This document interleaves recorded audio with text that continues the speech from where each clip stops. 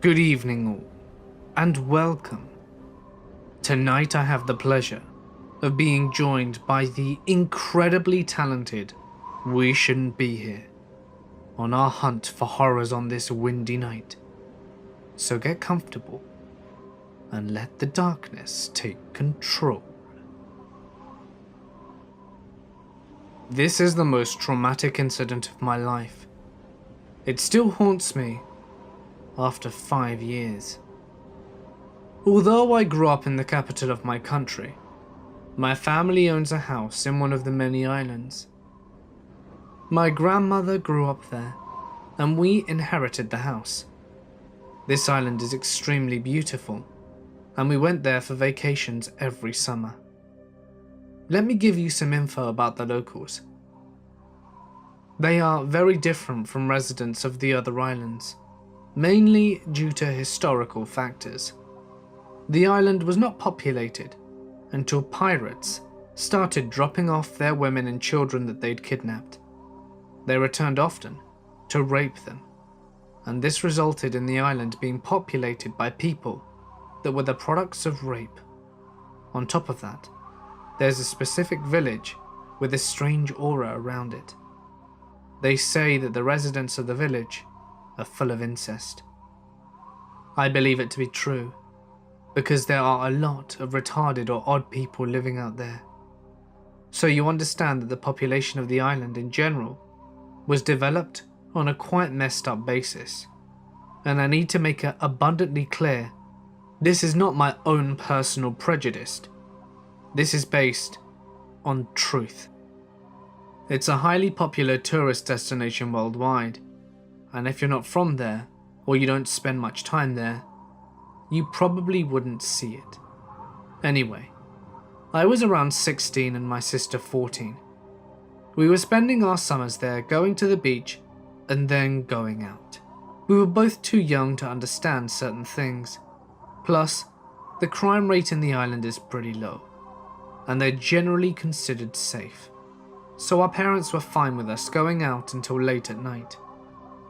I should also mention now that this was 2011.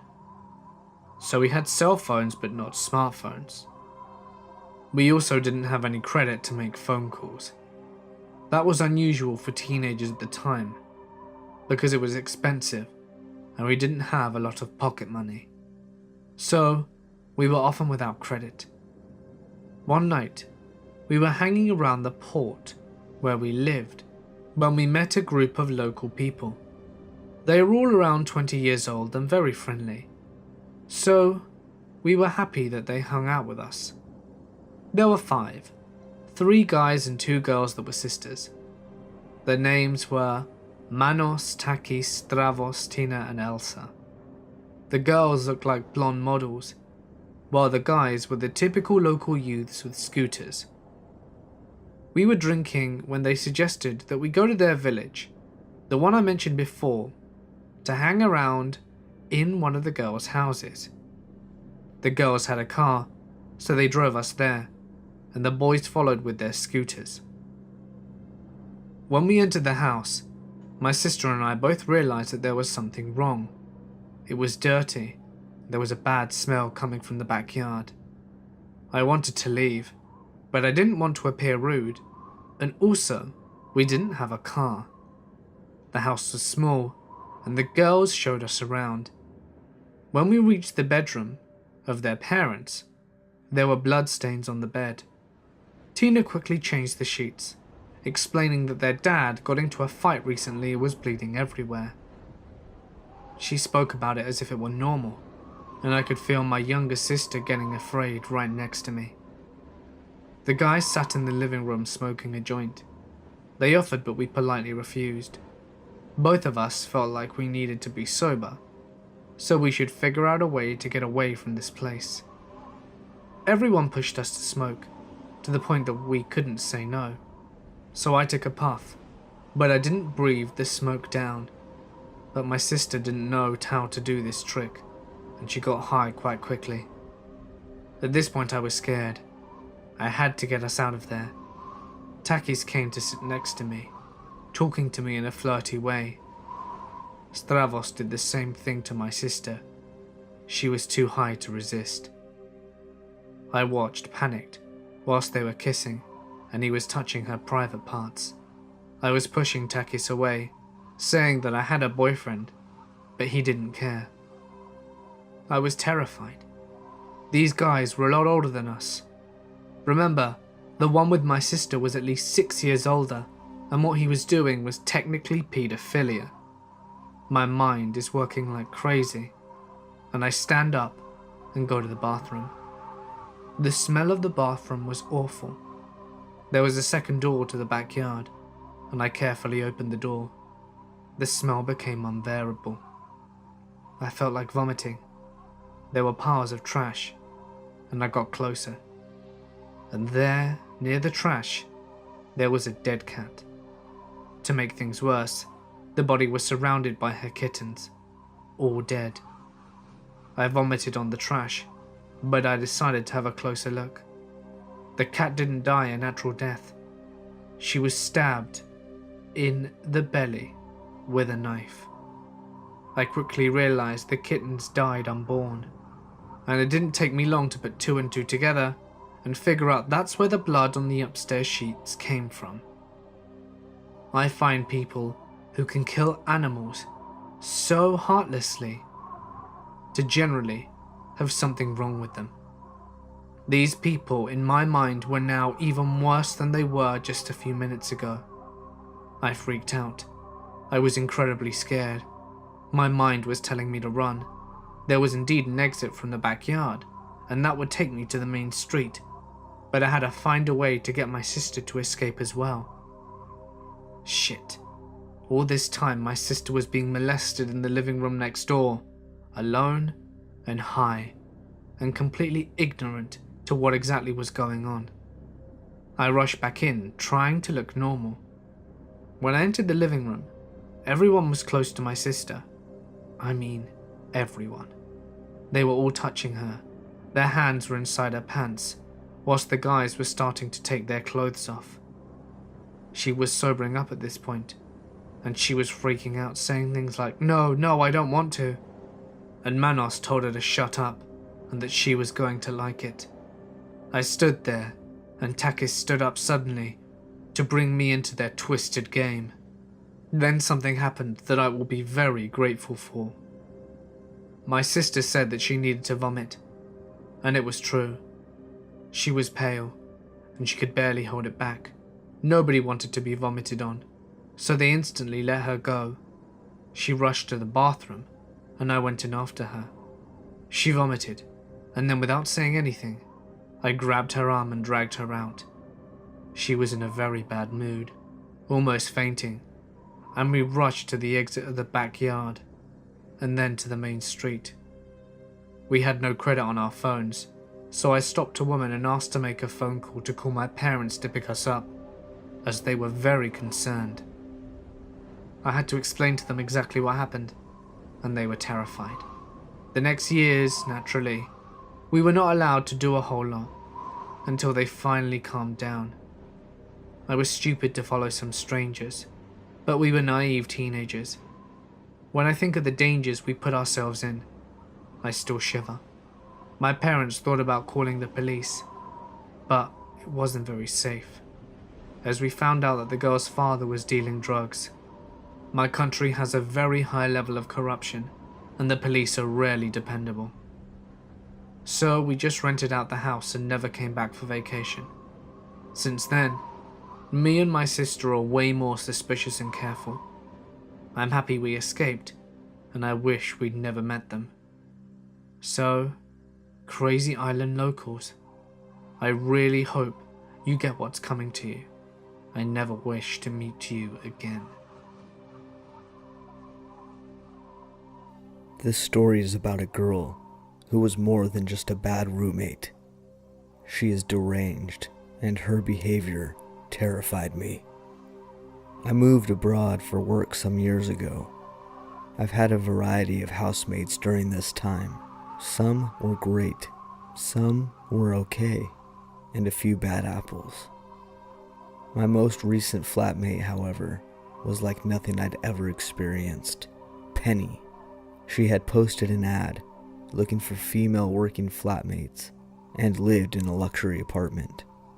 I live in a developing country in Asia, in its capital city, which is notorious for its difficult housing market, among many other things. It is not advisable for girls to live alone as a safety precaution. Also factor in that I am alone in this country and rely heavily on a secure and comfortable living situation. I responded to Penny's advert looking for flatmates and arranged to see the place. It was a nice apartment with a reasonable rental price. Penny seemed nice enough. She said she was a lawyer and was looking for non-intrusive and responsible people to live with. I was looking for the same and thought it was a great place. I took the room and moved in the following month. Penny had some issues with the other flatmate, which culminated in Penny locking the girl outside and police being called. The departed flatmate told me that Penny would randomly text her abuse in the middle of the night with the strangest insults. Things like, "You have crap taste and you are so old, honey. My dog has more talent than you." Alarm bells were ringing, but I believed Penny when she told me that the girl had not paid rent and was threatening to ransack the place.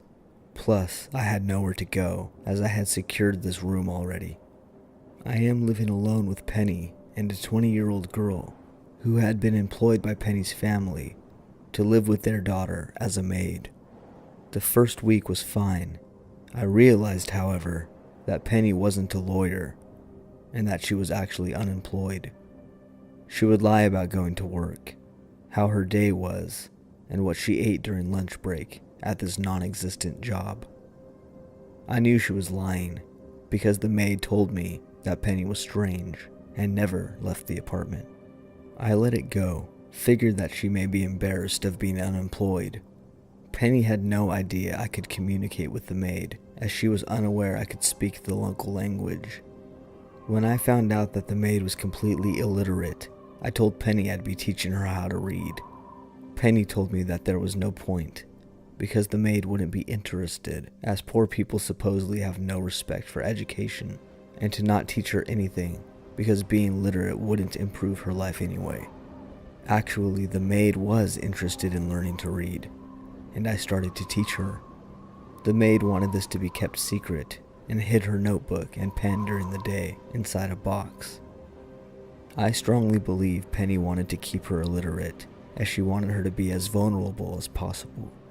The maid had left school at 7 years old, and had been working full-time since the age of 12, which Penny thought was great, and she had learned to cook very well. In the third week, craziness started. Penny presented me with a food bill, saying she'd ordered $300 worth of food for us. This was untrue. A weekly shop here is around $15. She would also hang around outside my room, wanting to talk before I left for work in the mornings, and then do the same thing in the evenings. I thought she was a lonely girl, and I felt sorry for her. She'd literally follow me to my bedroom door and keep talking until it was shut in her face. She would talk to me for around 40 minutes at a time, uninterrupted, as if she was talking to herself. I could rarely get a word in.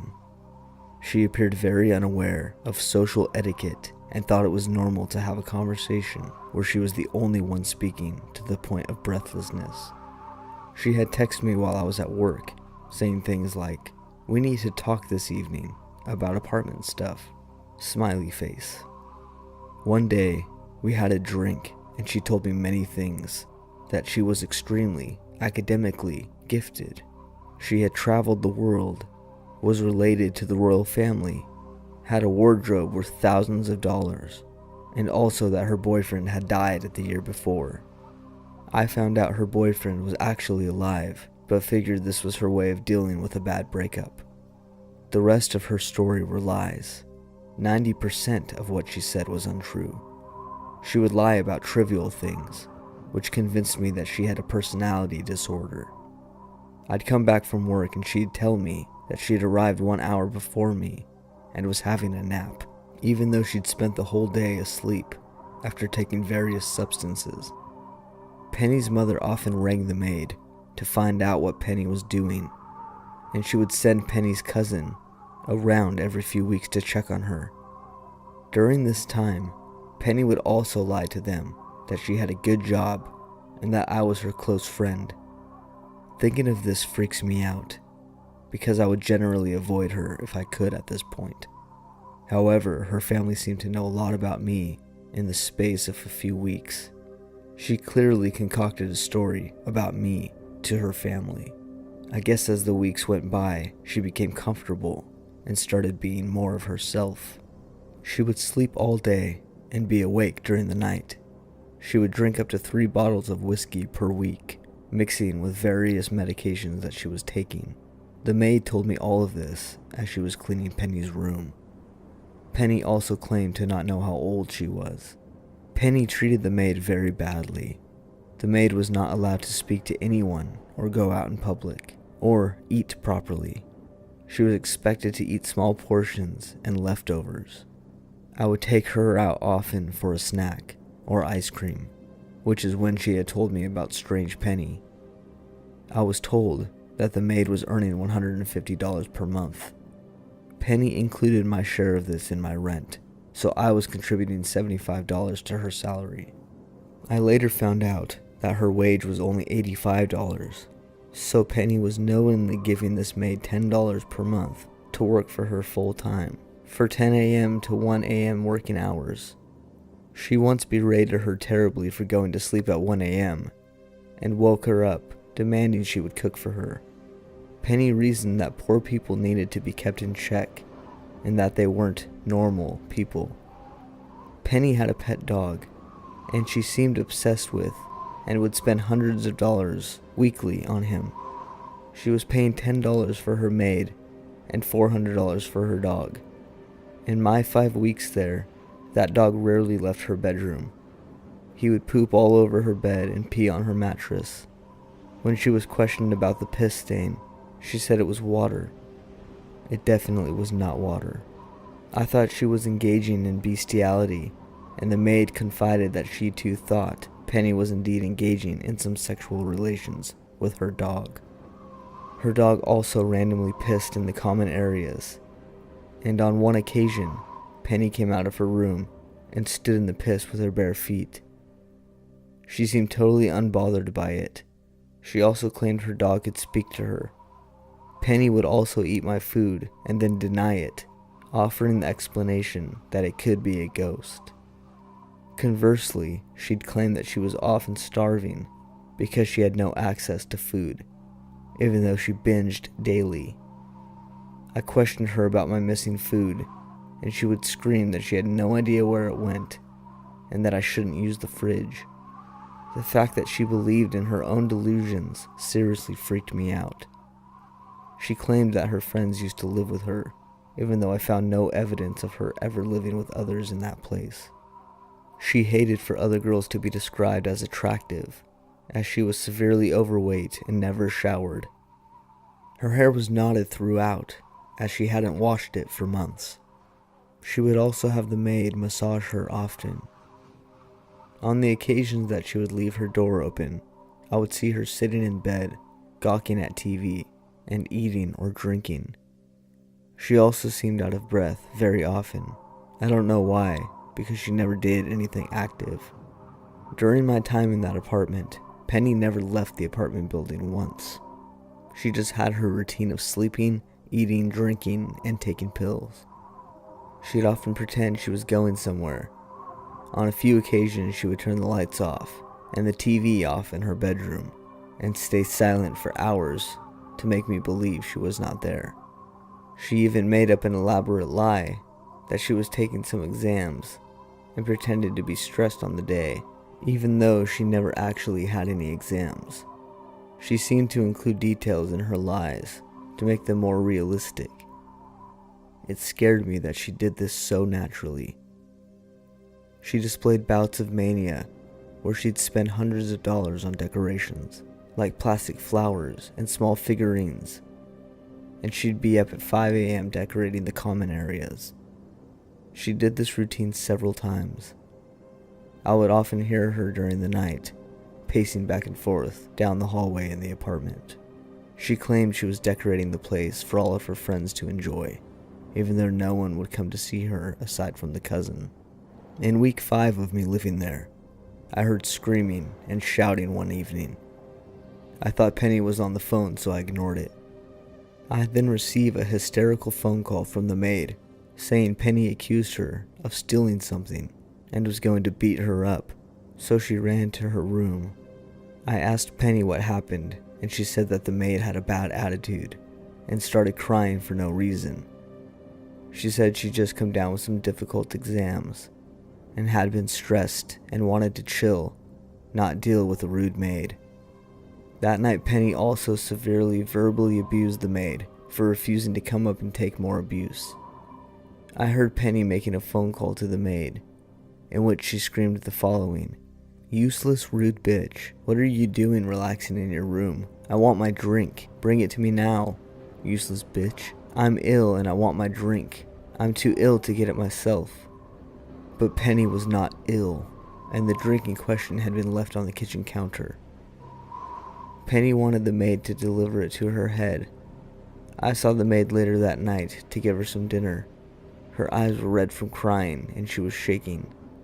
That same night, the maid told me she wanted to leave the next day, although she had no idea how to leave, as she was illiterate and relied on Penny's family for travel arrangement.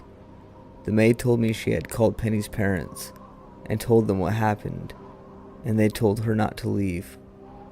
She then said to me, "Her parents don't care about me. Why should I stay to die? I don't want to die here." She asked that I not leave her alone with Penny until she left. That night I feared for my own safety. I was awoken during the day by Penny slamming doors and running around. She was high and intoxicated and had likely gone to the maid's room in an attempt to hurt her, although she could not gain entry. The next day came, and the maid had packed her 3 bags. Penny's mother rang the maid and instructed her to go and cook lunch for Penny. Penny burst out of her room as soon as she heard her in the kitchen, and all hell broke loose. Penny was screaming and told the maid she was nothing but an uneducated village girl who was not a princess and who should never dare to defy her, that she shouldn't even make certain facial expressions in her presence. She said the maid was behaving as if she was an educated and upper-class girl, when actually she was worth nothing. Penny held the power, and she was going to call the police to come and arrest the maid. She carried on abusing her while I tried to intervene.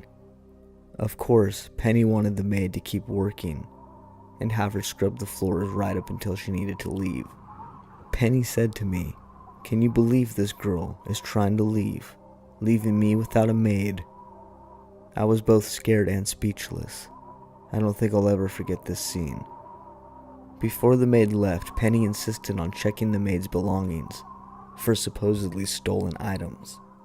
We went outside the apartment where Penny emptied the maid's 3 bags, including her underwear, removing various items she claimed were hers.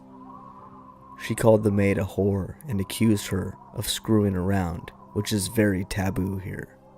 Penny even attempted to take away a gift that I had given the maid. I gave her the gift as she told me she had never had a birthday gift in her life. I can only describe it as the denigration of one human by another. Penny's parents kept calling throughout the day, begging the maid to continue living with their daughter. They did this as they heard their daughter's level of disturbing abuse. To execute their plan, they told her they couldn't book her a ticket home and she would have to stay. Luckily, and with my help, the maid and I arranged for her fiancé to collect her. I have no doubt she would have severely beaten the maid had I not been present. That day I decided to move out and left 2 days later, stressed and disturbed from what I had witnessed. I hadn't seen Penny since the maid left, and she locked herself in her room. The night before I was leaving, I went to tell her I'd be moving out. I knocked on her door every hour for the whole evening. Knowing she was inside. She pretended to be out again and turned off her lights, although I heard her dog barking.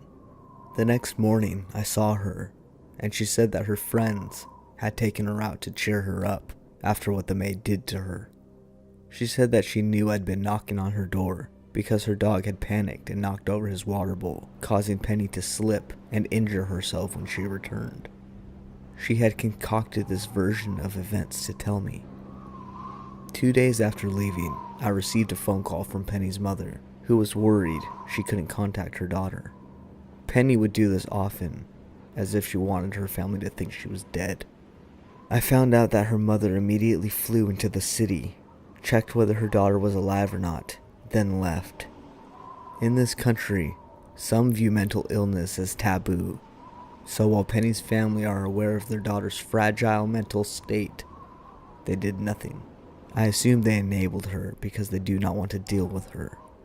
They allowed her to abuse a vulnerable girl from a poor family in the process, knowing the maid would have no option but to endure abuse.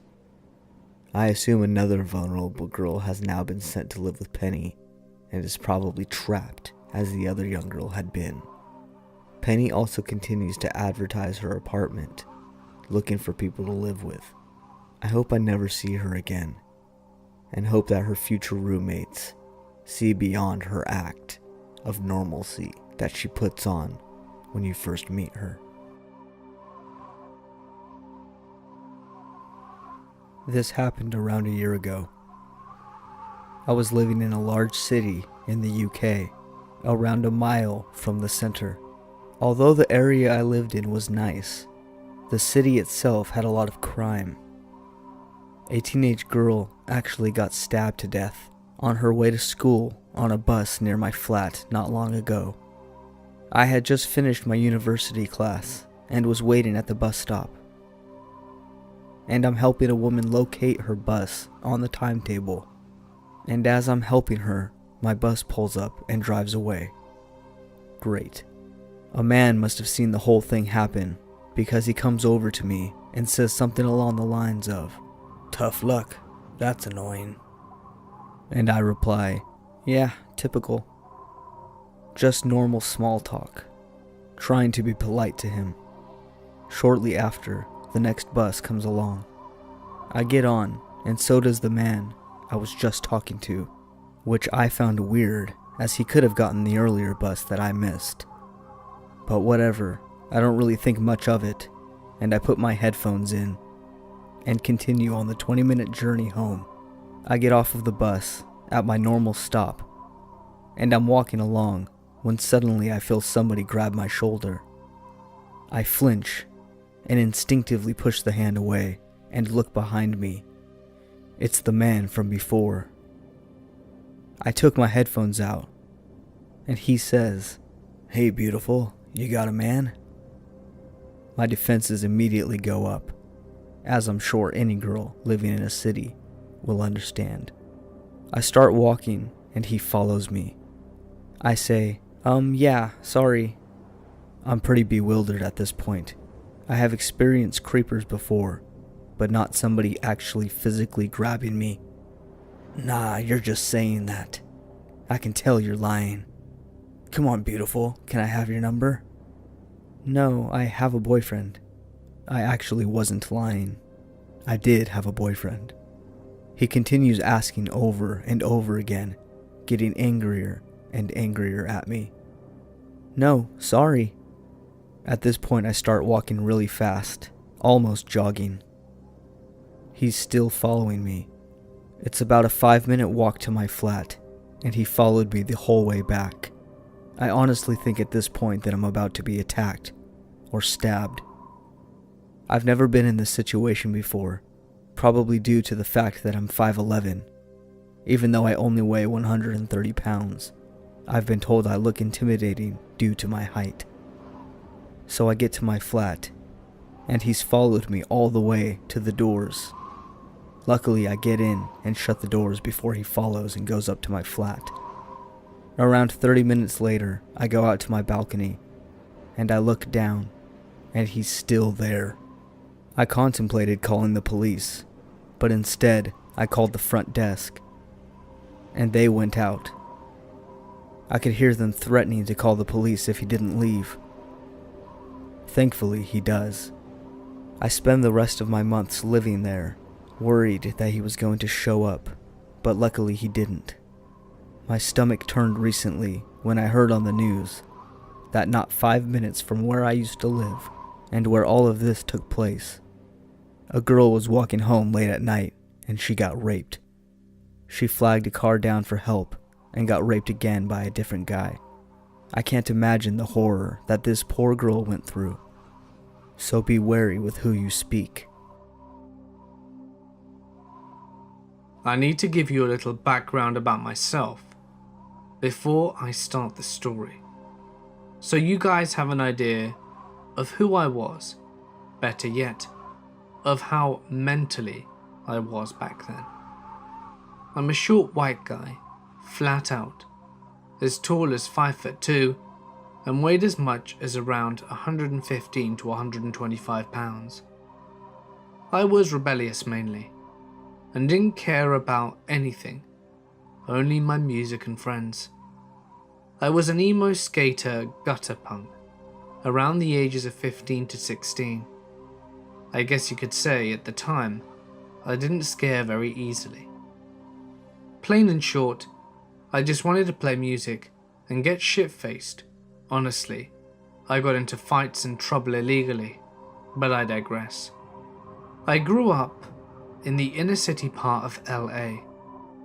I wish I could say it was a nice part, but my family wasn't too smart financially, so we went from house to house around LA, ending up in Whittier, a smaller town in the hills, going towards Huntington Beach, where half of my family resides to this day. It was around the end of my sophomore year in high school, and I was invited to a party with a few friends. They wanted to all walk together, so I could buy them alcohol, since I had my ways around the law. I was having a great time, even when we got to the party. I drank a ton, smoked some weed for free, and even bumped into my friends, Jeebus and Crunch from my hometown. Eventually, the owner of the house told everyone that they had to stop, so Jeebus and Crunch and I were like, screw it, let's go smoke outside the party. First mistake of the night. I repeat, never leave the party to hang out outside. Anyway, we started talking, smoking, and drinking outside on the side of the house. Everything was cool and chill. I don't know exactly when, but probably after we smoked like 2 bowls, about 4 people were coming out of the party. 2 guys and 2 girls to be exact. The best way I can describe them is ghetto chulos and cholas. If you don't know what those are, I suggest you watch the movies Dirty, Training Day, and Blood In, Blood Out to get an idea. I didn't care about them, and I told Jeebus to hold my beer as I packed another bowl. They were passing us by, and one of the guys started talking to Jeebus about his hair.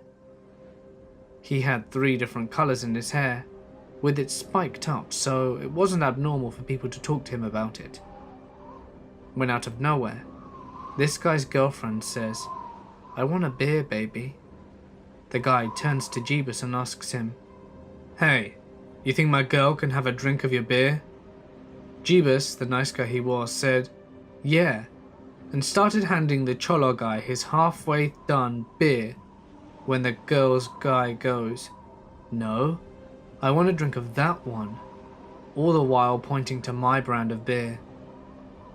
When I hear this, I literally stop packing the pipe and turn to Jeebus, grabbing my beer, saying with a sass, "Nah, this is my beer, you can't have this one." And with this, my second mistake was made, ladies and gentlemen. They all stared at me with a look of utter disgust. The other guy starts getting closer and starts asking me, "Do you know where you are? Do you know who you're messing with? Do you want to say that again?" Either I had beer balls, or I just didn't care about shit, and responded with, There's a liquor store right down the street. Your girl is thirsty. Go get her one. This is my beer, and I bought it with my money." The two guys didn't like the response at all. They started saying they were going to shoot us. I'm the kind of guy who doesn't believe it until he sees it. I laughed at them and said, "I don't see guns anywhere." And that was my final and fatal mistake of the night. Right as I finished my sentence, one of the guys walks into an open car, opens the door, looks underneath the seat, and walks back with his hand inside of his pants. I honestly couldn't tell if he was messing with us or serious. I did the only thing my brain could do, and that was talk. I asked them if they were seriously going to shoot me, a kid from no gang or tagging crew, just because a girl wanted my beer. I told them, "You guys don't know me or my family. You can shoot me down, but I swear on everything that I am someone, and people will be out for your blood." As I stared into their eyes intensely, the guy let go of his pants and told everyone to get in the car. When I turned to the likes of Jeebus and Crunch, their mouths were open in shock. The Cholos and Cholas went into the car and made a U-turn, stopping right in front of us. They rolled down their window, yelling at us, cursing at us and saying their gang name. The driver pulls out a handgun from the car and points it right at us. Jeebus and Crunch ducked behind the cars as my stupid ass stood there, looking at them in the same way I did when telling them that there would be blood if anything would have happened to me. The driver pulled the gun away, yelled a final curse directed at me, and burned rubber out on the street. I'm not gonna lie, my heart was pounding at my throat when my eyes met with the glare of that gun. But I had to shake it off and then started laughing to myself. Jeebus and Crunch started laughing half-heartedly, and finally spoke, since I told the Cholo-looking guys no beer for him or his girlfriend. They began to tell me they were waiting for me to throw the first punch so that we could beat them up, right then and there. I really doubt they would have done anything though. That moment has certainly stuck with me. But seriously, who does that over just a beer? Today is the first day of my summer vacation. It has definitely been an interesting way to start it off. You see, my family has always been haunted. Spirits and demons of different kinds have always followed me and my family around. In the house I currently live in, and have been living in for years, my parents and I are accompanied by a white and transparent little girl, a tall dark shadow figure of a man, and a woman who has only been seen twice, but actually has colors filling out her clothes and body. It's considered normal to hear footsteps in the hallway, to see a shadow lurking in the corners, to feel the presence of an unknown entity, and to feel someone or something watching me as I go about my daily business. Like I said, today is the first day of my summer vacation. I woke up this morning and checked the time. It was a little past 9. It's not early, I'm aware of that. But considering the fact that I go to bed late, and I wake up several times at night, and wake up every day at 6 to get ready for school, I was determined to spend the first day of break catching up on sleep. As I turned into a comfortable position, I heard my mother walking through the hallway. I thought, she's still home? She's probably waiting for me to get up so she can drag me off to work with her. I cuddled deeper into my blanket as I heard my mother walking towards my door, which I close every night while I sleep. I kept as still as possible. She opens my door and is just standing there for a while, deciding whether I was actually asleep or not. She does this sometimes, but was taking longer than usual. I dug my nails into the palm of my hand to keep my face serious. I wanted to open my eyes, smile, and tell her that I'm actually awake, but decided not to because sometimes, if I stay asleep long enough, she'll leave me at home and go to work without taking me. Finally, she slowly started to close my door, being careful not to wake me, and I heard her walk away. I actually was sleepy, so even after she closed the door, I didn't move. I was drifting into dreamland. However, the lower half of my body was not covered with my blanket, and I noticed it was getting cold. I opened my eyes and covered myself, then turned towards my door. I thought to myself, she didn't completely close it. She usually does.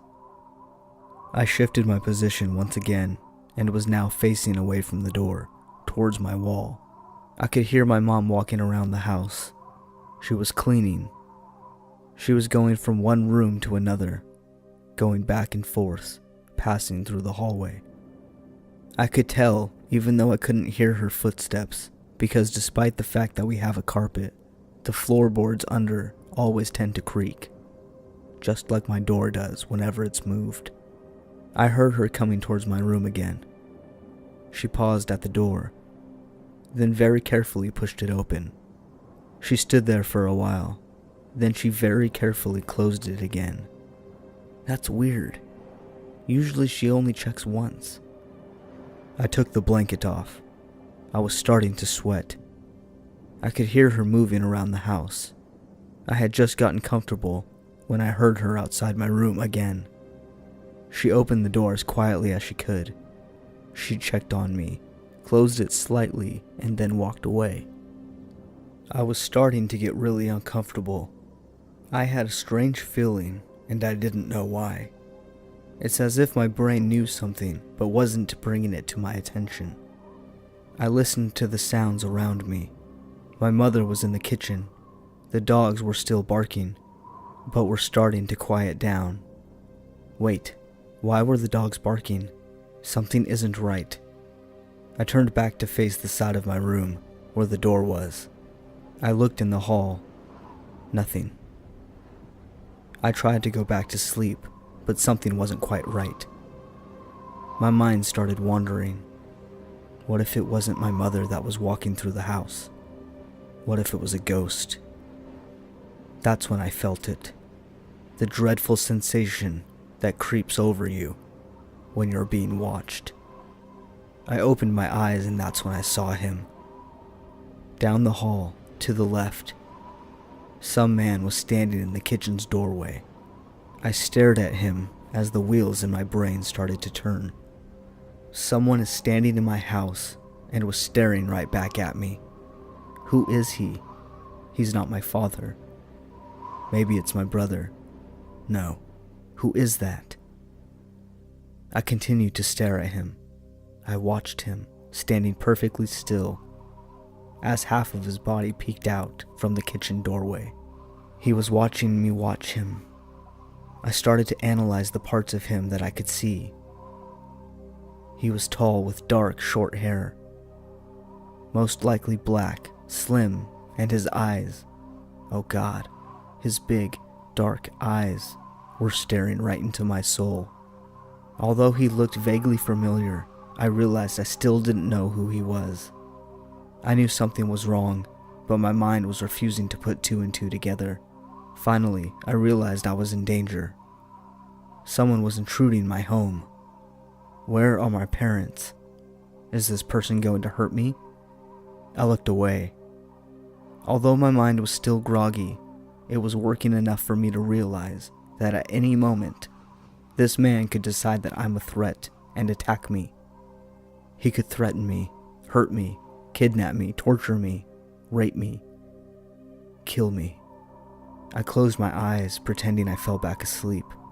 It was my best option. Maybe I was asleep. Maybe things would be back to normal when I opened my eyes again. I listened intently. I heard the sound of him moving back into the kitchen. No, this was definitely real. I opened my eyes again. He was no longer at the kitchen doorway. Being careful not to make a sound, I walked down the hall and peered into the kitchen. No one was there. I quickly went to the window and looked outside. There was not a soul in sight. The street was empty of the people who are usually working on construction or the neighbors who watch their kids as they play outside. I looked into our driveway. Vacant.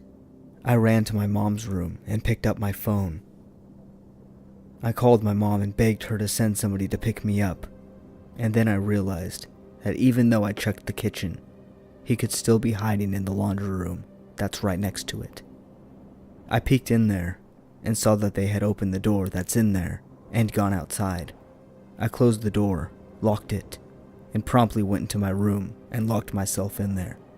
I put on some comfortable clothing and some shoes that I could easily run in. When my dad finally got home, I followed him as he checked every room in the house.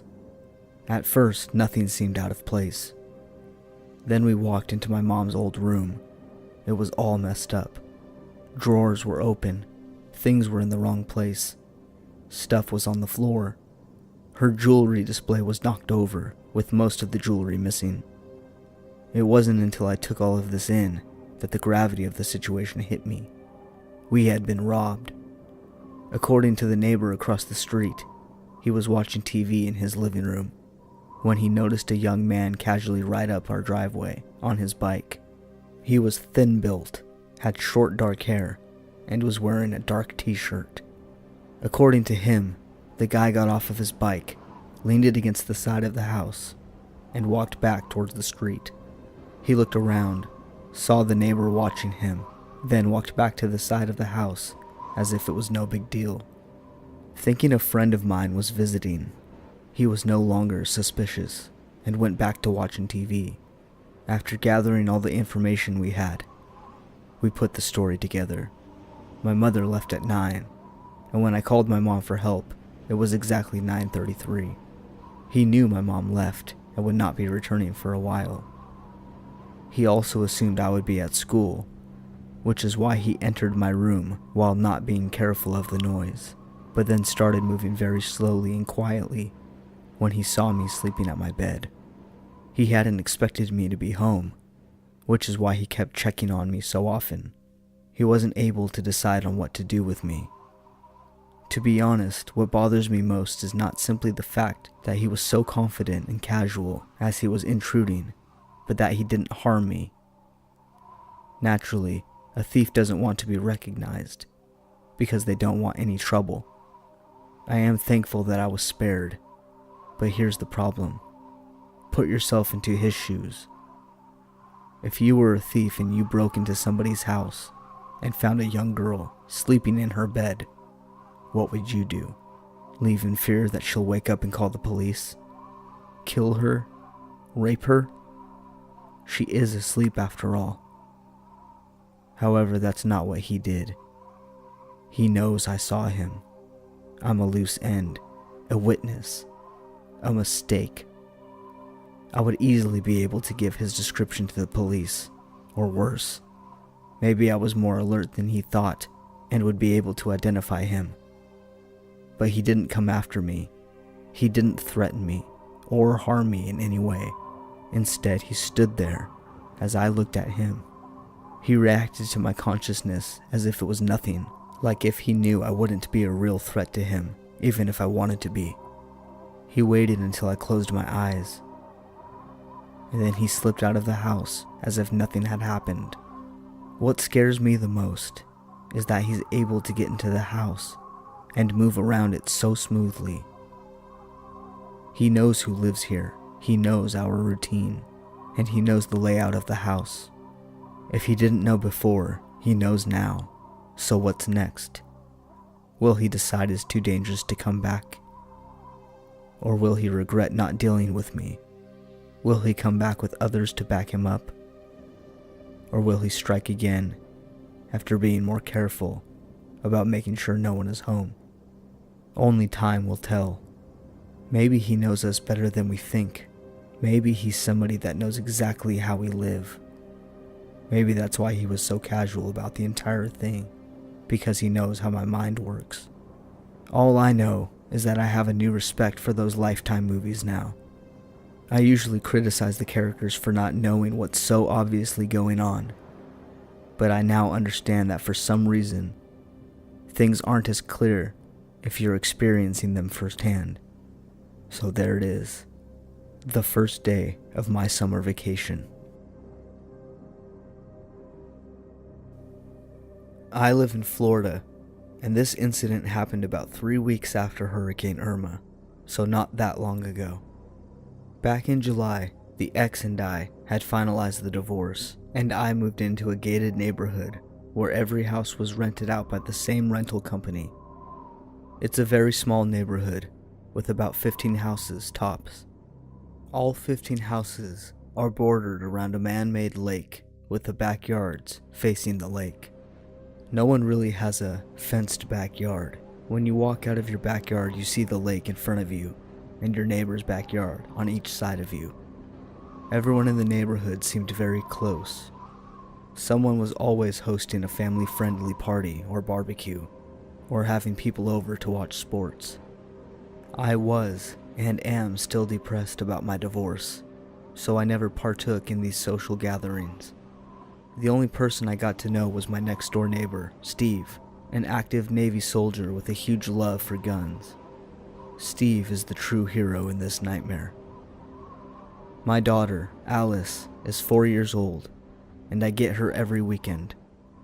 Alice's bedroom window faces the backyard towards the lake. I spoil that girl to death. She truly is my everything, and I count down the days to the weekend, every week, just to be with her. That's why I was upset when Irma came, and I had to go almost 3 weekends without seeing her. The weekend before the storm, she was with her mom. Then obviously the weekend of the storm, she was with her mom. Then on top of that, the weekend after, she had to be with her mom because of the power that was still out. No air conditioning in Florida is miserable. The humidity was so bad that week that I slept in my daughter's room the whole week because she has the only door with a window facing the lake. I opened the window, exposing just the window screen, so the wind from the lake could cool the room as much as possible when I slept. Eventually the power comes back, and Alice starts visiting me again like normal. That was when the nightmares started. My daughter would complain about the singing lady and how she doesn't like her anymore. I thought maybe she was referring to one of my ex's friends, or one of the teachers at her school. Maybe there was a teacher at her school that sang to the kids that she didn't like. That Saturday night, Alice woke up in the middle of the night screaming bloody murder. I ran into her room and turned on the light and found her hiding under her covers.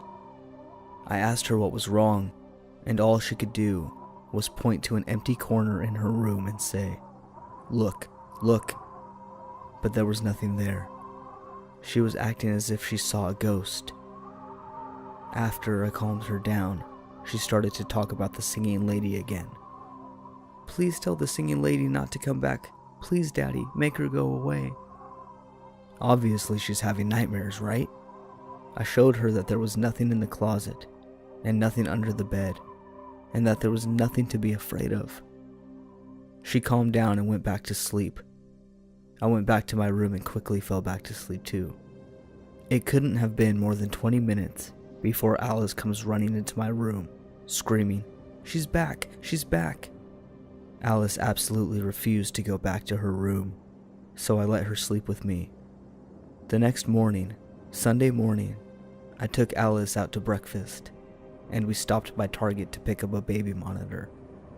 I haven't used one since her mom and I were still married, but I wanted to easily be able to hear her if and when she started having these nightmares again, so I could respond quicker.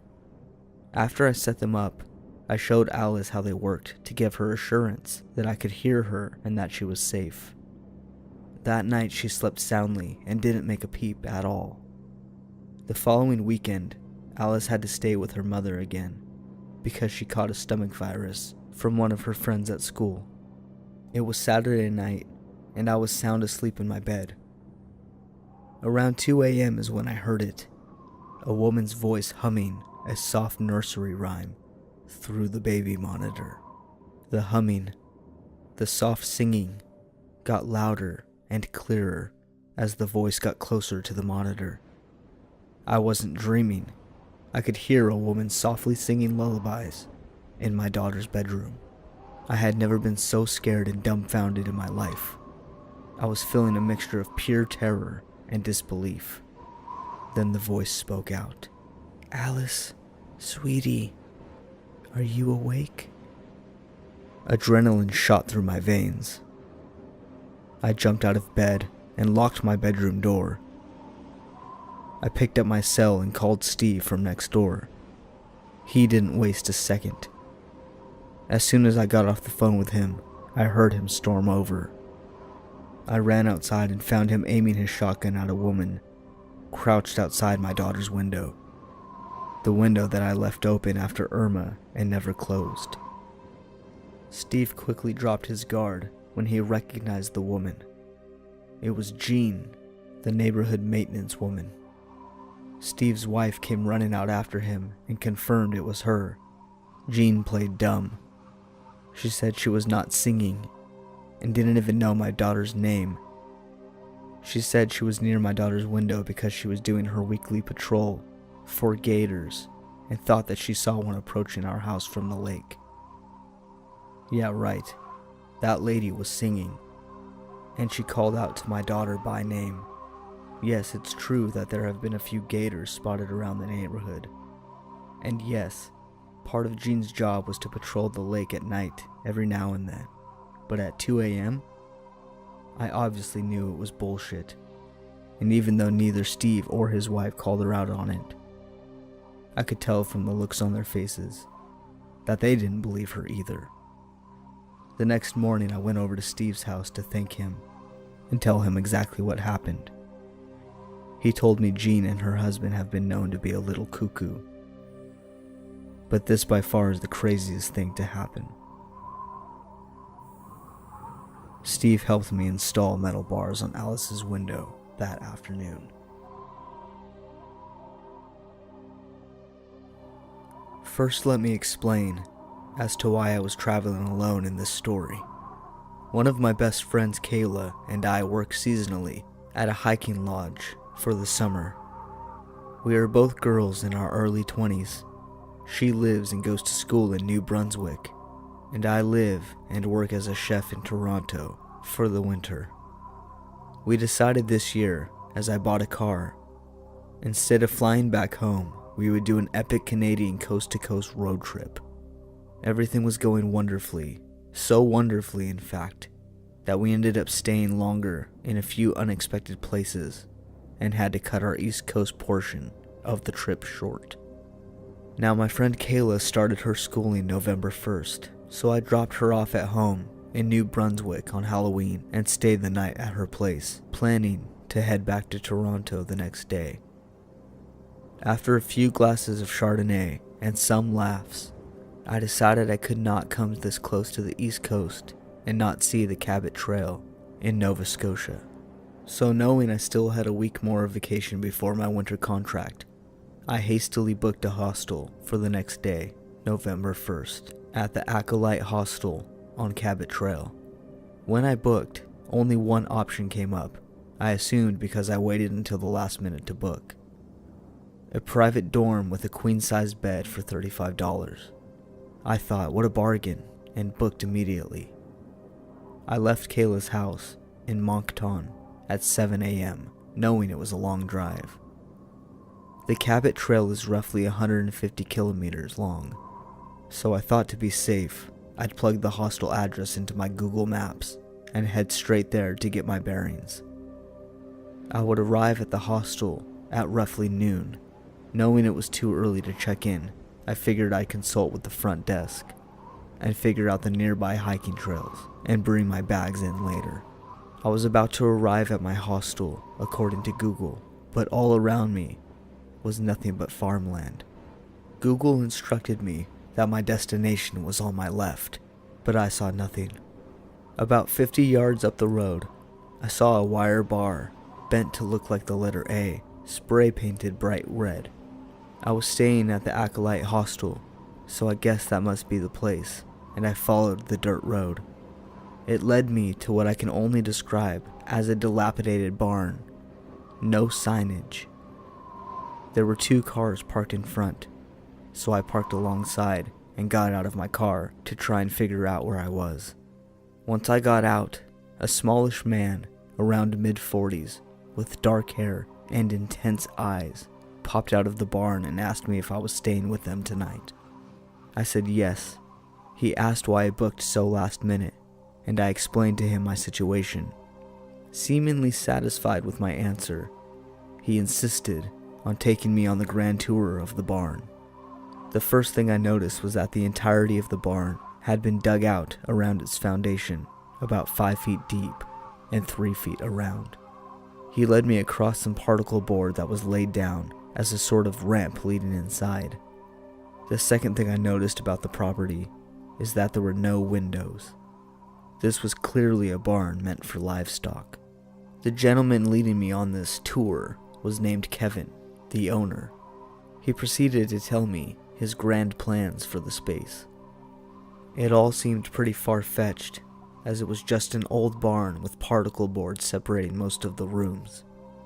He led me up the skeleton stairs made of plywood and 2x4s to the cabin loft, where I would be sleeping that night along with his family, the mother of his 5-year-old son, his son, and Kevin's own mother, who insisted that I called her mom. The upstairs was certainly open concept.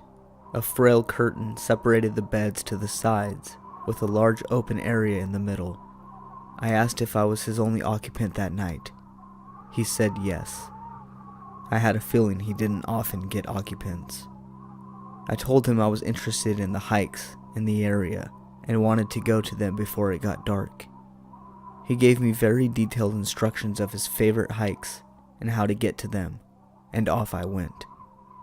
I figured the place wasn't ideal, and I wish the website would have let me know it was still being built. But hey, I booked last minute, and beggars can't be choosers. Plus, he was very friendly and helpful on my hiking advice. I hiked the area until it started getting dark. I didn't pack enough food for the day, but I figured I'd be heading into town for dinner. The nearest town was clearly a booming tourist destination during the summer, but now in the off-season, it was a ghost town. All the hostels and B&Bs in the area were boarded up. Such a ghost town, even the liquor store was closed for the off-season. Finally, I found a dark, dingy, empty bar to eat dinner. It was, to phrase lightly, a disappointing supper. I had this romantic image in my head of me sitting there, on the harbor front, sipping on bubbly, slurping back some ocean-fresh oysters. I was assured by the server that the fried oysters I had ordered were definitely not fresh. I figured with all of my options for things to do and see being exhausted, I should just head back up to the hostel and read my book. I got back around 8 p.m. I could smell that the family that lived there was in the midst of cooking dinner. A little boy ran down the wood steps to greet me. He yelled, as little boys always do, "My name's JP. What's yours?" I say, "Nice to meet you, JP. My name is Alex." He immediately asked if I wanted to come play. I said, "Definitely. Just let me put my bags down in my room first." He followed me through the translucent curtains to my room. So instead of getting settled in, I just headed straight out into the main area. I started throwing a foam ball around with JP. His mother, father, Kevin, and grandmother, Mom, were all just sitting down to eat without even acknowledging we were there, playing right in front of them. The mother and father just start what seems to be a basic argument, which then turns into them yelling at each other. Completely weirded out, I told JP I need to go to my room and call my mommy, as she is wondering where I am. Of course, the boy who doesn't understand proper boundaries, yet follows me through my curtains, and sits on my bed. I tried taking his attention away from his family fighting, so I start asking him where he goes to school, what his favorite color is. His mother starts calling for him. He doesn't answer. Instead, chooses to sit on my lap and hug me.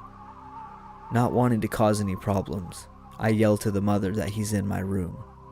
She runs in and snatches him off my lap and yells to the father, "I know what you're like when you get this angry. I'm taking JP. Don't follow us." I hear her book it down the stairs, and him run after her. I hear a car start up in the lot, and not just drive, but peel away out of the driveway. I hear him cursing. A door slams, and then the sound of the excavator I had seen outside earlier that day came on. I guess he wanted to do some handiwork to let off some steam. Now just left upstairs is me and Grandma, who still insisted that I called her Mom. I walk out of my not-so-private curtained room with my bag and I say, "Listen, you guys have been great hosts, but I should go." She starts rubbing my arm and telling me to stay, explaining her daughter-in-law doesn't understand Kevin like she does, and she's the real problem. Now I'm ready to tell the mom to screw off and just leave, until I realize she still has a knife in her hand from cooking dinner.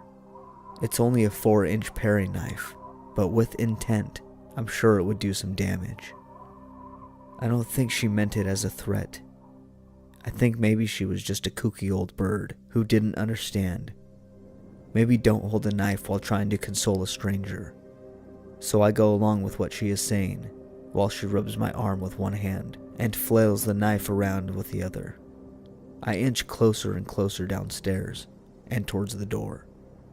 She keeps rubbing my arm and my shoulders with her free hand, telling me to stay, and that her grandson is special, and before I even booked the night, he had a premonition that I would be staying with them. As soon as I get out to the door, I run towards my car.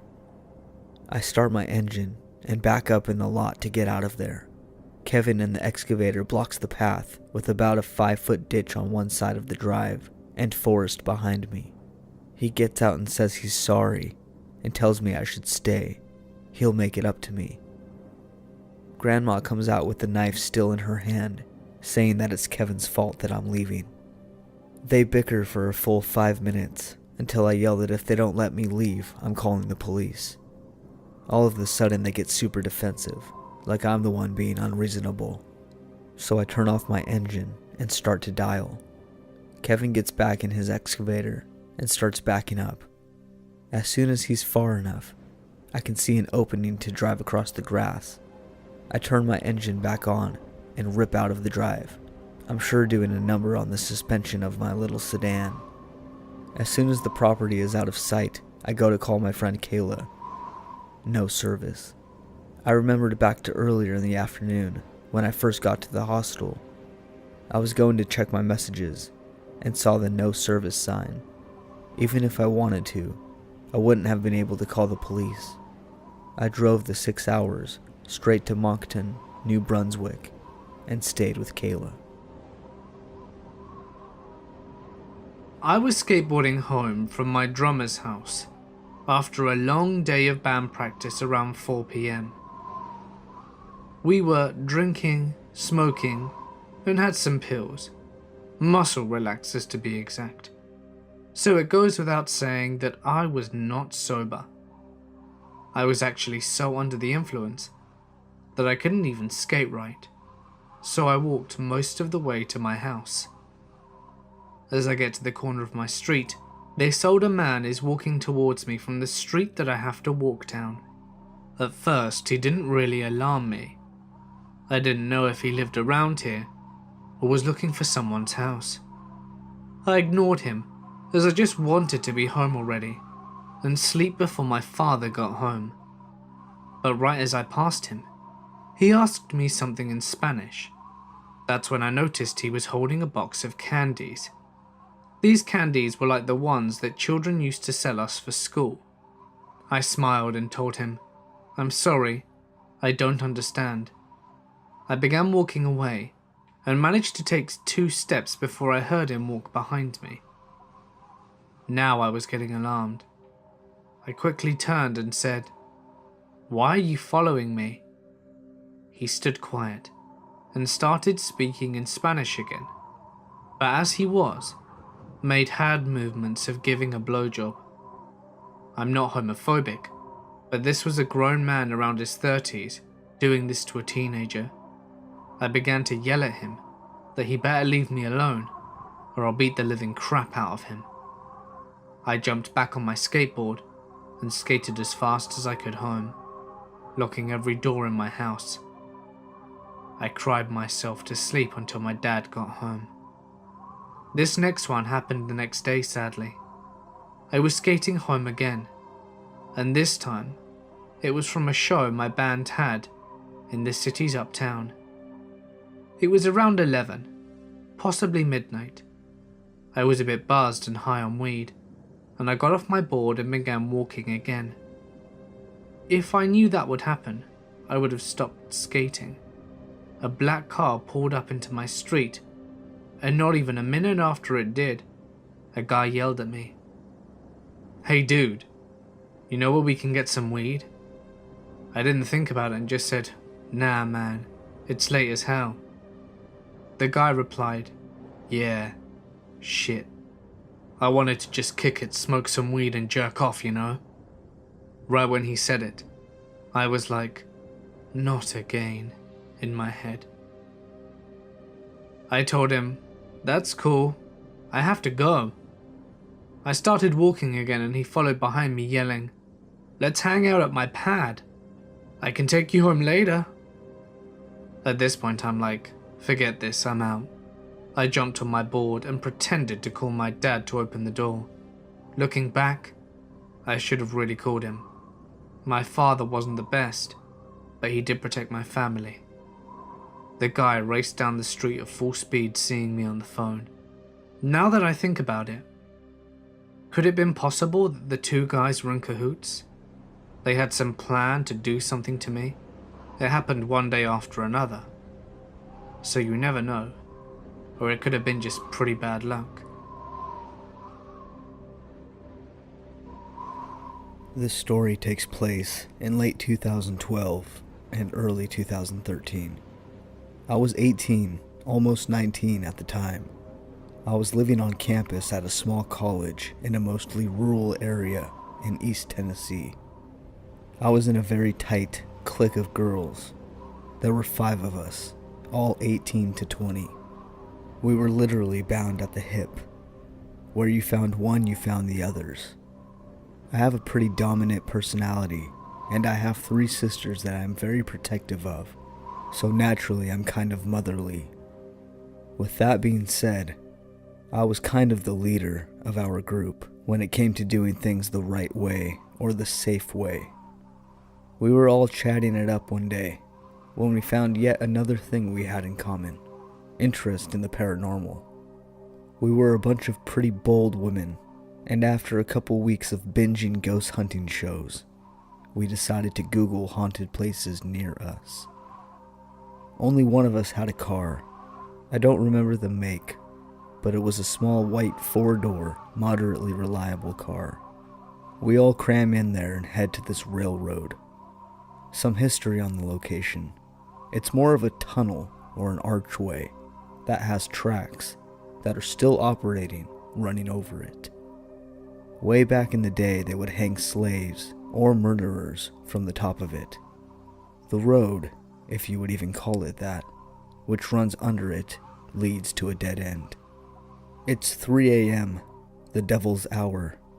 We finally make it to the place. It's December, so there's light snow on the ground, mostly just a soggy mess. The road has ruts about 12 inches deep everywhere, so we were already in panic mode, thinking we were going to be stuck out here in the middle of nowhere. The legend goes that you can park under the tunnel and roll down the windows, and you can hear people gasping for air. So we have our phones out ready to capture some EVPs like they do on the ghost shows. Naturally, my idiot self puts down my window first and starts asking dumb questions to the wind. It is also important to know that the dirt road had been flooded by a nearby creek, so we were parked in about 3 inches of fastly flowing water. Being the dramatic girls that we were, we swore we heard something, so we put the windows back up and played the recordings. A few things came close to sounding like words, but we knew it was just our minds playing tricks on us.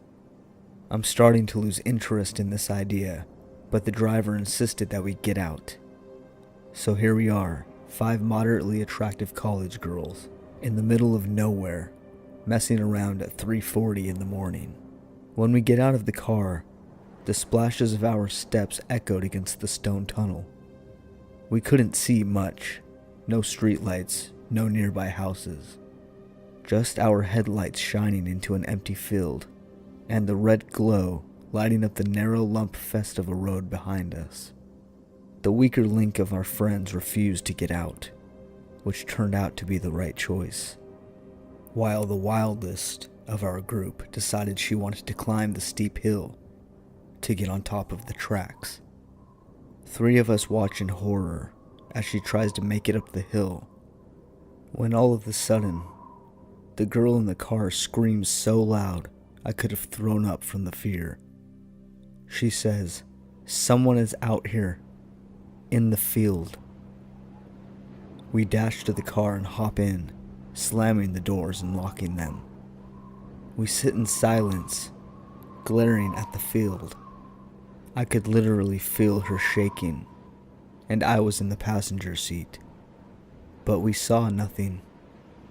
Despite the running lights being on, the car itself was shut off, and had been the entire time, due to the legend saying you have to shut the engine off. I said, "We should just go," when all of a sudden, watery splashing stomps came from behind us, and they sounded like the person was at a full sprint.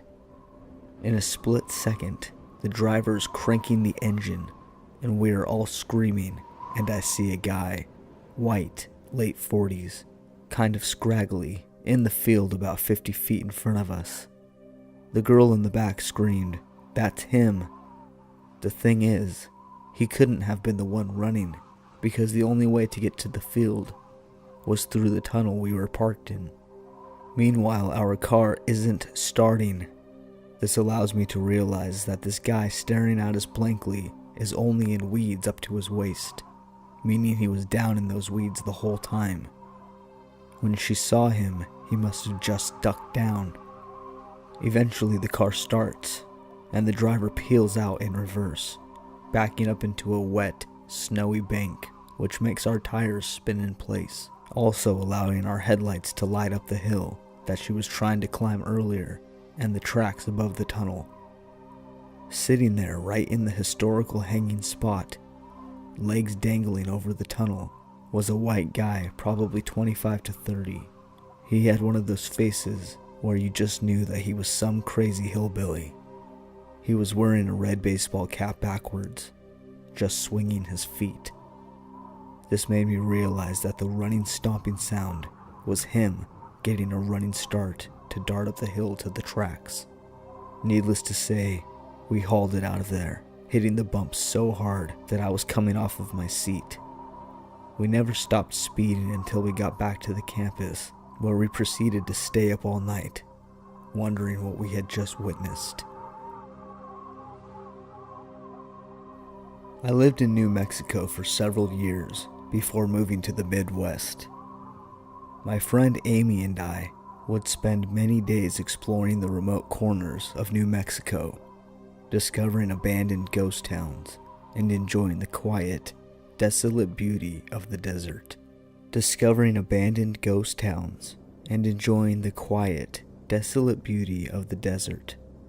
One afternoon in March of 2010, we were traveling to Albuquerque. Always up for exploring, we took a back road rather than traveling the more direct highway. One leg of our journey had us on New Mexico 55. It's a remote 2-lane highway. We loved those types of roads, up until that day. This part of New Mexico is flat and desolate desert you can see for miles, and there is virtually nothing except dirt and rock between towns, and towns can be miles apart. We were on New Mexico 55 going north. After a few minutes, we saw a white pickup truck ahead of us, going the same direction. Suddenly, he stopped his truck sideways in the middle of the highway, blocking both lanes. We were about a mile away from him, and as we got closer, we began to get uneasy. We could see no reason for him to do this. We were the only other vehicle out there, and we began wondering if we should turn around rather than come up to him and have to stop.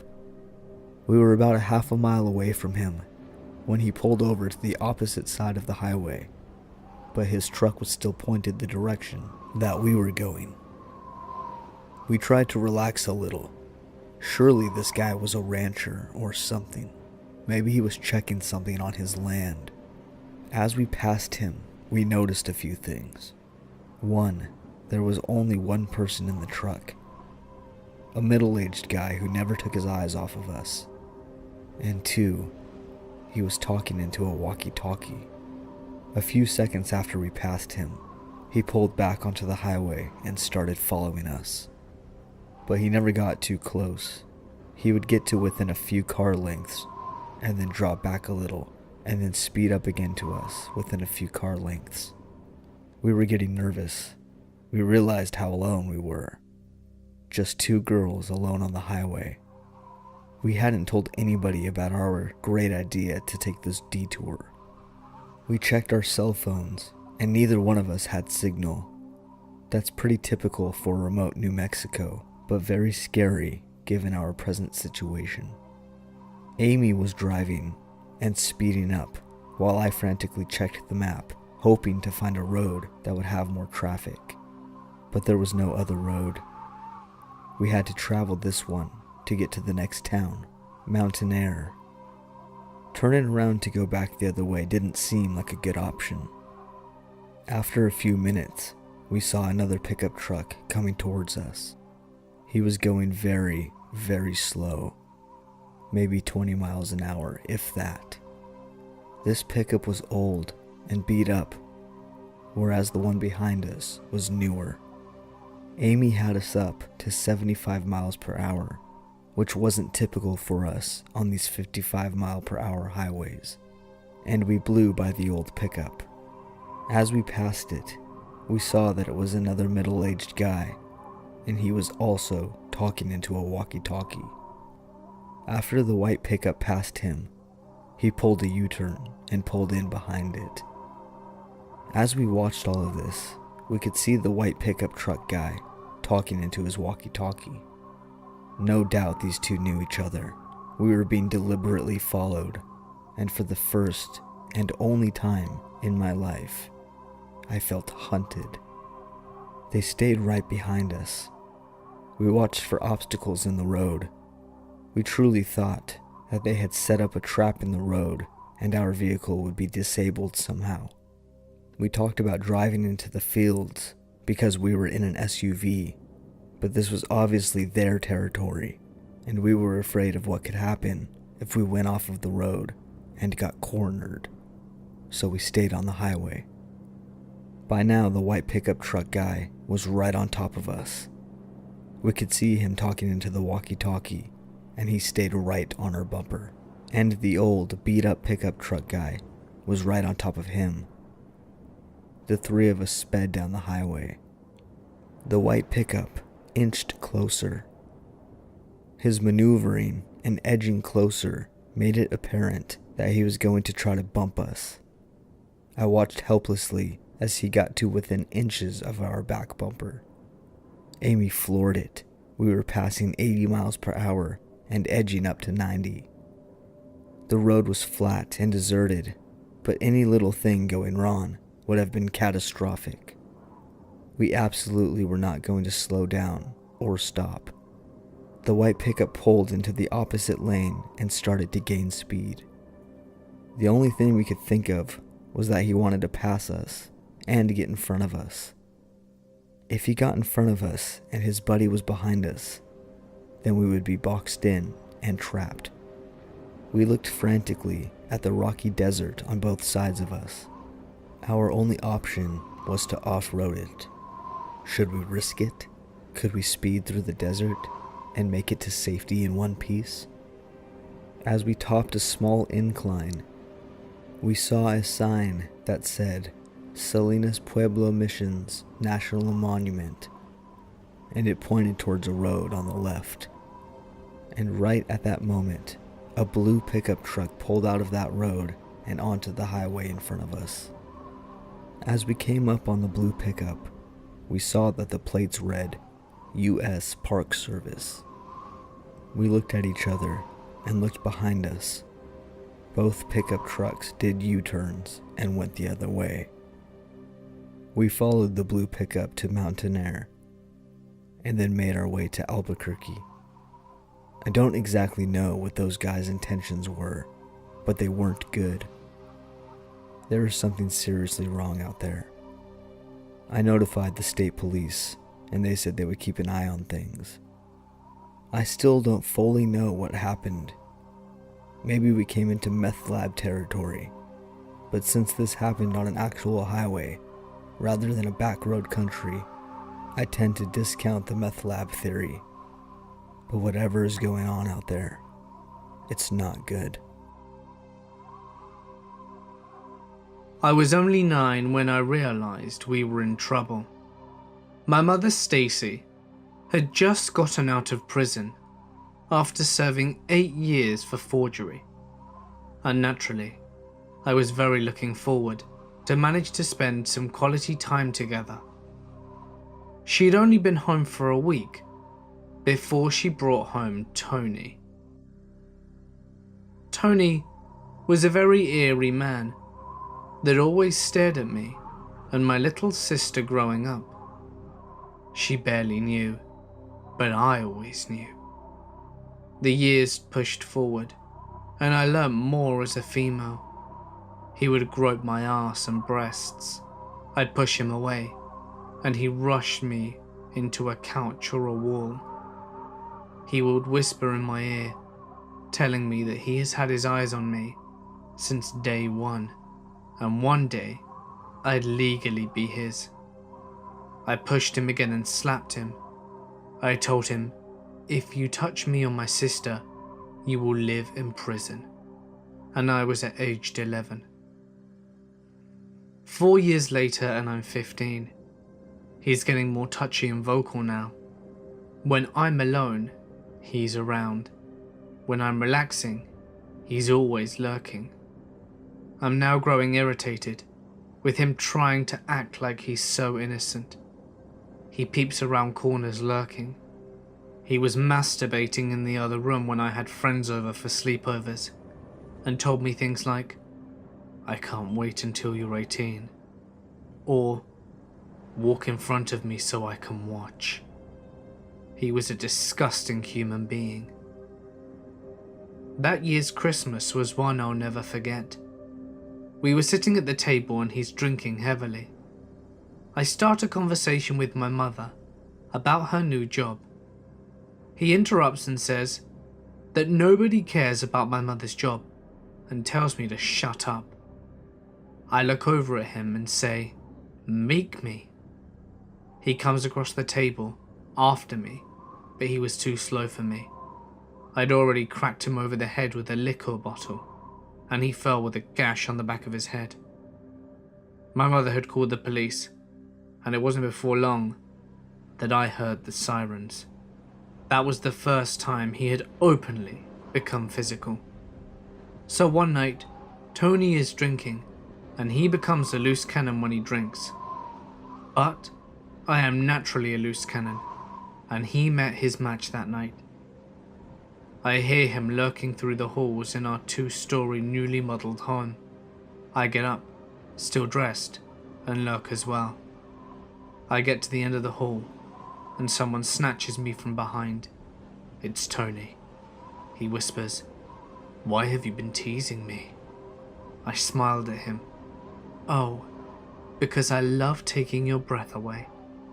I quickly elbowed him and threw him down the stairs. There were about 30 stairs he went down, and he hit the bottom, slowly trying to get up the stairs. I flew down and lost it.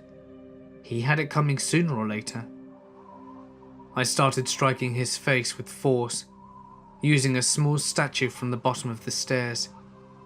He's 5'5", an average build, and he's grabbing my shirt, saying slurs like, "Bitch, you'll never get rid of me," and I'll find you.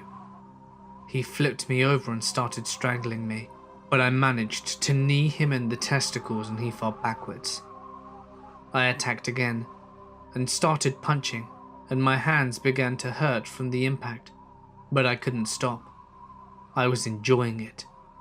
At that moment, my mother grabbed me and the police pushed through. Apparently, my sister was in the kitchen getting something to drink when she heard Tony in the struggle. She'd seen us and then dashed upstairs to tell my mother. My sister told her everything because she was on Tony's radar too. Tony got taken into custody and we never heard from him again. We moved shortly after that and life moved on. I had a couple of kids with the love of my life and nothing else came of it. On my 21st birthday, I heard he'd gotten 5 years for molestation. I don't know the age of the girl, but I was glad he was doing time. All in all, with this experience, I'm not as friendly as I used to be, and I'm glad I never dealt with anything else like this. But all I know is that life is something that I take with a grain of salt now, and that revenge is sweet. Hey guys, it's Mort here, and thank you so much for listening. I would like to give a huge thank you to the amazing We Shouldn't Be Here for all his help with this video and narrations. Now, don't be fooled into thinking that this is over, because it's not by a long shot. Head on over to We Shouldn't Be Here's channel for another hour and a half of amazing stories. You'll be able to find the link in the description or on screen now. And why not show him some love whilst you're at it? He's incredibly talented, and I'm sure you'll really enjoy his works in the same way that I do.